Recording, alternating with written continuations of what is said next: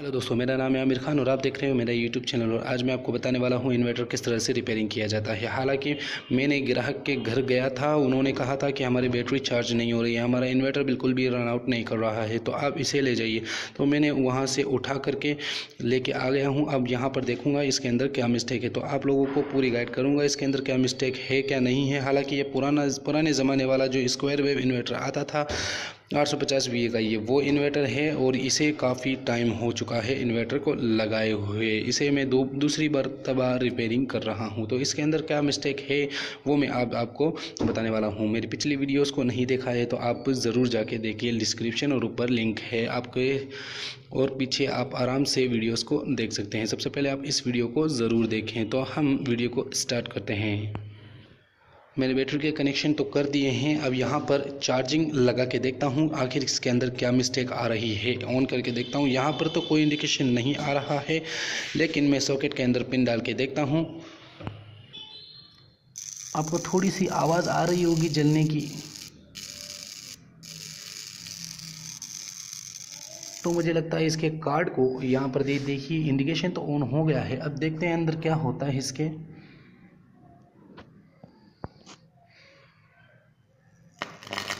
और नो दोस्तों, यहाँ पर मिस्टेक लग रही है। तो मैं इस इन्वर्टर को ओपन कर लेता हूँ पूरी तरह से। सबसे पहले आप इसके जैक वगैरह को निकाल लीजिए। यहाँ पर ये इनपुट जैक है, सॉकेट वगैरह बैटरी वगैरह को सबको ओपन कर लीजिए। यहाँ पर इनपुट जैक है, मैं यहाँ से इस जैक को निकाल लेता हूँ, क्योंकि सबसे ज़्यादा जो मिस्टेक आने वाली इसी साइड होती है और कहीं पे भी नहीं होती है। तो मैं यहाँ पर सिलेक्शन वाली पिन को निकाल देता हूँ, जैक्स को, इन्वर्टर ऑन ऑफ वाली जैक्स को निकाल देता हूँ। इसकी मॉसफेट की वायरिंग को भी आप आराम से निकाल लीजिए, क्योंकि यही चार्ज करता है और यहाँ से ही आउटपुट हमें बैटरी से मिलता है। इस चीज़ के बारे में एक अलग वीडियो बना दूंगा किस तरह से ये काम करता है। फ़िलहाल मैं देखता हूँ इसके अंदर मिस्टेक क्या है, ताकि आप लोगों को अच्छे से समझ में आ जाए और क्या करना चाहिए जो इसके अंदर कभी उसी तरह की मिस्टेक ना आए जो अभी आई है। तो हम ऐसा क्या करेंगे आपको एंड लास्ट में बताएंगे। मैंने इस किट को बाहर निकाल लिया है दोस्तों। अब आपके सामने इसको रिपेयरिंग करेंगे। आपको मैं दिखा देता हूँ इस किट के अंदर कहाँ मिस्टेक आई है। ये देखिए दोस्तों, यहाँ पर काफ़ी ख़तरनाक तरीके से जल गया है। तो अब हम इसे दोबारा से घिस कर इसे दोबारा से हम शोल्ड करेंगे। यहाँ से हम शोल्डिंग दोबारा से करेंगे, इसे अच्छे से घिस लेना है। तो ये मिस्टेक आती क्यों है? ये आती इसलिए है, यहाँ पर हमें कभी चार्जिंग क्या है कम वोल्ट पर होती है, यानी कि इसको जो 220 वोल्ट की सप्लाई है उसे हम 120-130 वोल्ट को बनाना पड़ता है। यानी कि यहाँ पर ये जो चार्जिंग लगा हुआ है इससे ये इन्वर्टर क्या करता है, 220-30 वोल्टेज को 120-30 वोल्टेज में कन्वर्ट कर देता है। तो इस कन्वर्शन की वजह से यहाँ पर काफ़ी हैवी वोल्टेज और काफ़ी यहाँ से एम्पियर भी गुज़रते हैं। इसे अच्छे से घिस लेना है।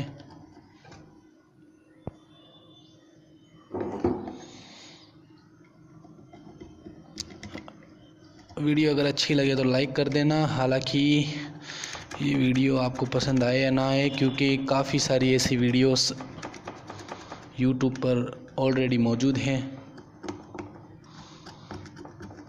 मैंने सोचा कि मैं अपने हिसाब से एक बार आप लोगों को गाइड कर दूं, ताकि आप लोग भी अच्छे से समझ जाएं।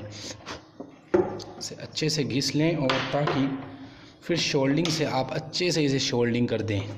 अच्छा हुआ कि ये रिले ख़राब नहीं हुई। अगर रिले ख़राब हो जाती, ये रही रिले, तो इसे हमें चेंज करना पड़ता। दोस्तों, मैंने जितने भी इन्वर्टर रिपेयरिंग किए हैं तो मैंने इन जैकों को हटा दिया था। क्यों हटाया था? इसकी वजह से यहाँ पर काफ़ी नुकसान हो जाता है। ये देखिए आपके सामने यहाँ पर जैक दिख रहा है, यहाँ पर काफ़ी जल जाता है, ये ख़राब हो जाते हैं और जल्दी ख़राब हो जाते हैं। तो मैं क्या करता हूँ, काफ़ी इन्वर्टरों में मैं क्या करता हूँ, इस जैक को हटा देता हूँ, इस जैक को बिल्कुल अलग कर देता हूँ, काट देता हूँ और मैं यहाँ पर पीछे इस साइड पर मैं यहाँ पर इसे वायरिंग को शोल्ड कर देता हूँ। तो कभी भी दोबारा मेरे पास वो शिकायत नहीं आई जिसको मैंने रिपेयरिंग किया था। मैं एक इन्वर्टर दिखाता हूँ आपको। ये इन्वर्टर देख लीजिए आपके सामने, 24 वोल्ट का है। यहाँ पर मैंने यहाँ एक जैक था, इस जैक की वजह से पूरी किट जल गई थी यहाँ से। तो मैं इस जैक को बिल्कुल चेंज हटा दिया था और इस जैक के जितने भी वायर थे मैंने इस किट के नीचे, किस किट के इसके पीछे वाले हिस्से के अंदर मैंने इसको परमानेंटली शोल्ड कर दिया है। तो ये काफ़ी दिन तक चला, अभी भी चल रहा है। मतलब जितने भी इन्वर्टर मैंने रिपेयरिंग किए हैं, क्योंकि यहाँ से वोल्टेज, इनपुट, आउटपुट और चार्जिंग सब यहाँ से ही होता है। यही है सारा जुगाड़ इन्वर्टर स्क्वायर वेव इन्वर्टर में, यहाँ से ही जुगाड़ होता है। जो भी है इस जैक के अंदर से ही होता है। तो ये jack high voltage low voltage की वजह से जल जाता है। तो मैं क्या करता हूँ कि यहाँ पर मैं शोल्डिंग कर देता था हर जितने भी मेरे पास इन्वर्टर आए थे। तो मैं शोल्डिंग करने के बाद ये वापस से मेरे पास मिस्टेक इस तरह से नहीं आई। दोस्तों मैंने इसको यहाँ से क्लीन कर दिया है, यानी कि साफ़ कर दिया है। तो मैं यहाँ पर शोल्डिंग करके एक बार देख लेता हूँ अच्छे से शोल्डिंग सेट हो रही है या नहीं।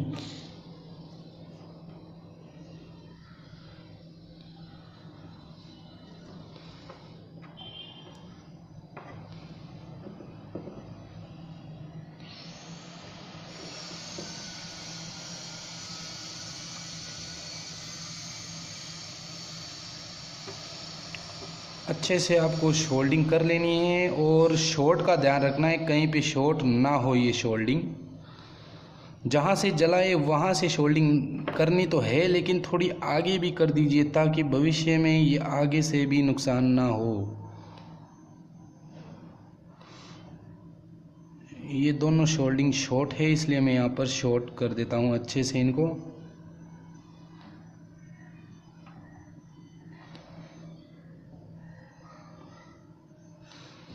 तो दोबारा और दूसरी साइड भी आप देख लीजिए, रिले की दूसरी साइड में भी आप यहाँ शोल्डिंग कर सकते हो ताकि बाद में भी इस रिले पर नुकसान ना हो, क्योंकि रिले पर पूरा ज़ोर पड़ता है, इसका जो लोड चलता है इसके ऊपर।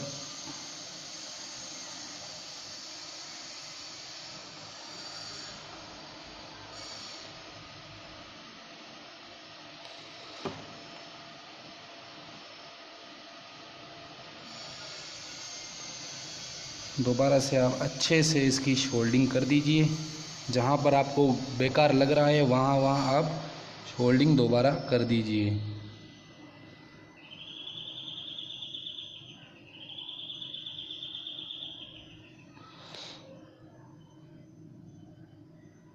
जी तो दोस्तों ये देखिए, और आपको शोल्डिंग का ये जो आयरन है आप काफ़ी देर तक यहाँ पर रखना नहीं चाहिए। क्यों नहीं रखना चाहिए? रिले प्लास्टिक की होती है, रिले के अंदर गर्मी जाते ही ये रिले अंदर से ख़राब हो सकती है। तो आपको मैं करीब से दिखा देता हूँ किस तरह से मैंने यहाँ से शोल्डिंग की है, आप आराम से देख लीजिए। सॉरी दोस्तों, यहाँ पर मैंने शोल्डिंग कंप्लीट कर लिया है। तो अब इसके अंदर मिस्टेक है या नहीं, ये तो मैं इसे सेट करके ही पता चलेगा। ये याद रखना दोस्तों, जलने की शिकायत इन्वर्टर में आती है तो यहाँ से लेके यहाँ तक और यहाँ से लेके यहाँ तक तो आपको जलने की शिकायत आएगी ही। अगर इन्वर्टर में जलने की वो आ रही है या वायरिंग जल चुकी है तो ख़राब हो गया है इन्वर्टर, तो आप सबसे पहले यहाँ से ही चेक करें, इस साइड से, क्योंकि यहाँ पर नॉर्मल वोल्टेज की सप्लाईज वगैरह जाती है। यहाँ पर माइक्रो प्रोसेसर वगैरह लगे हुए होते हैं जो कंट्रोल करते हैं इस माउसपैड वगैरह को, बैटरी वोल्टेज वगैरह को। तो यहाँ पर आपको कुछ भी नहीं छेड़ना है। क्यों? और यहाँ पर आप शोल्डिंग करते समय थोड़ा ध्यान रख लीजिए, इसके ऊपर बिल्कुल भी शॉर्ट ना हो, कहीं पे भी यहाँ शॉर्ट ना हो, नहीं तो आपका इन्वर्टर ख़राब हो सकता है। ज़्यादातर साइन वेव के अंदर मिस्टेक हो सकती है, क्योंकि साइन वेव इन्वर्टर रिपेयरेबल कम चांस अभी रिपेयरिंग कर सकते हैं हम इसको।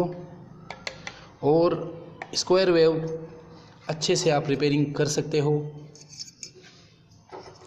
साइन वेव अगर ज़्यादा थोड़ी सी भी मिस्टेक साइन वेव के अंदर आ जाए तो उसका डायरेक्टली प्रोसेसर भी ख़राब हो सकता है और पूरा किट उसका चेंज करना ही पड़ता है मेरे ख्याल से। और मैंने एक बार प्योर साइन वेव का किट मैंने चेंज किया था, इसलिए मुझे पता है। तो मैं इसे इन्वर्टर को अंदर सेट कर देता हूँ, चेक कर लेता हूँ। मैं इसके मॉसफेट और सॉकेट वगैरह को सेट कर देता हूँ। इसकी मेन पॉजिटिव वायर जो सर्किट को पॉजिटिव देती है इसको सेट कर लेता हूँ। और यहाँ पर ये जैक है इनपुट आउटपुट वोल्टेज वाला, इसको मैं सेट कर देता हूँ। और यहाँ पर इंडिकेशन की जैक है, इसे मैं यहाँ पर सेट कर देता हूँ। और इसकी चार्जिंग भी डाउन कर देता हूँ, इसको यहाँ पर सेट कर देता हूँ। और ये ऑन और ऑफ स्विच है, स्विच का जैक है, इसे मैं यहाँ पर लगा देता हूँ। यहाँ पर ये दो जैक है जिसमें एक बैटरी सिलेक्शन जैक है और यहाँ पर एक रेगुलेटर अनरेगुलेटर जैक है। तो मैं यहाँ पर इसको भी सेट कर देता हूँ। सारी चीज़ों को कम्प्लीटली उसी तरह से सेट कर देता हूँ जिस तरह से मैंने उस तरह से सेट ही था। ये मॉसफेट को भी आप यहाँ पर सेट कर दीजिए अच्छे से। मॉसफेट कभी ढीला नहीं रहना चाहिए, मॉसफेट को जितना हो सके उतना अच्छे से टाइट कर लीजिए, क्योंकि यही पूरी चीज़ों को ऑपरेटिंग करता है, चार्जिंग भी यही करता है। और यहाँ पर इनपुट और आउटपुट सॉकेट जिसका बैटरी चार्जिंग और बैटरी से जो चार्ज लेता है उसका भी यहाँ से ही पूरा जुगाड़ बना हुआ होता है। तो इसको काफ़ी हद तक टाइट कर लीजिए जितना हो सके। यहाँ पर ये जैक आपको दिख रहा है, इसको मैं यहाँ से निकाल करके थोड़ा आगे कर दूंगा तो इसकी बैटरी का जो चार्जिंग है वो लो हो जाएगा, मतलब चार्जिंग डाउन कम एम्पियर से चार्ज करेगा। तो मैंने यहाँ पर H लिखा हुआ आ रहा है, दिख रहा है आपको H, और यहाँ पर L, तो मैं L साइड इसे लगा देता हूँ ताकि इसकी जो चार्जिंग वगैरह है वो थोड़ी कम एम्पियर से हो, जिससे ये फिर से जलेगा नहीं। इसे इस तरह से सेट कर देना है। जो मैंने अभी आपके सामने सेट किया है इसे मैंने इस साइड पर लगा दिया है, यहाँ पर हाई है यहाँ पर लो है, तो मैंने लो साइड पर लगा दिया है ताकि इसकी जो चार्जिंग है वो लो हो जाए। जो मतलब लो नहीं, बैटरी जो चार्जिंग करता है उसका एम्पियर जो मैंने पिछली वीडियोस में दिखाया है वो एम्पियर कम हो जाए बस। इसके किट को मैंने फ्री कर दिया है। अब मैं इस बैटरी की जो कनेक्शन है इसको मैं कनेक्शन कर देता हूँ।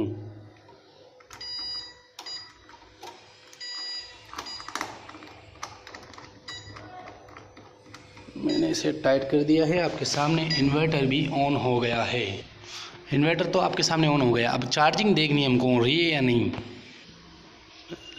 वायरिंग को डाल दिया है, स्विच को ऑन कर दिया है, ये आपके सामने ऑन हो गया है। अब चार्जिंग को यहाँ मीटर के थ्रू आपको चार्जिंग दिखाई देगी कितने एम्पियर से चार्ज हो रही है। तो यहाँ पर पहले आप इंडिकेशन देख लेना, चार्जिंग इंडिकेशन ऑन हो गया है। कोई भी यहाँ पर कोई भी जलने वाला कोई भी लफड़ा नहीं हो रहा है, जो कि आपने शुरू में देखा था। यहाँ पर कोई जल रहा नहीं। और यहाँ पर आप देख सकते हो 14 एम्पियर की यहाँ पर चार्जिंग हो रही है आपके सामने। इसका मतलब इन्वर्टर रिपेयरिंग हो गया है हमारा। इसकी जो मिस्टेक थी वो हमने निकाल दिया है। यहाँ पर आप देख सकते हो चार्जिंग ऑन स्मार्ट चार्ज। इस बल्ब को लगाने से हमें पता चल जाएगा क्या ये हमें बैकअप भी दे रहा है। तो मैं इसके सॉकेट को, इसकी जो लाइट के जो वायर है इसको मैंने बाहर निकाल दिया है। आपके सामने आप देख सकते हो यहाँ पर ये बल्ब भी जल गया है इन्वर्टर से। तो हमारी रिपेयरिंग कामयाब हुई। अब मैं यहाँ इसे मैं ग्राहक के जाके इंस्टॉलेशन कर सकता हूँ बेहिचक, कोई दिक्कत नहीं है। अगली बार प्रॉब्लम होगी तो दोबारा हम देख लेंगे, बाकी इसके अंदर प्रॉब्लम नहीं हो सकती। और मैं जनरेटर एक जगह सेट कर रहा हूँ, हो सकता है वहाँ 2 से 3 वीडियो जनरेटर के बारे में ही हो, तो अगली वीडियो हो सकता है जनरेटर के बारे में ही हो। तो फिलहाल मैं दोस्तों चलता हूँ। वीडियो को लाइक और शेयर कमेंट कर दीजिए, और कोई भी क्वेश्चन हो आप पूछ सकते हो बेहिचक। चलिए दोस्तों हम चलते हैं, बाय।